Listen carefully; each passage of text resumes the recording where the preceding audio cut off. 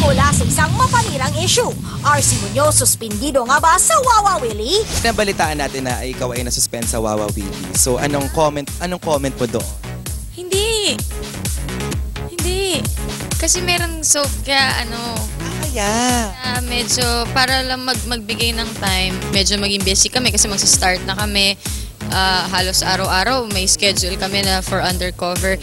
Bilang may kontrata ako sa TV5 and kung ano ibigay nila sa akin na work sa ngayon, yun yung muna ipaprioritize ko.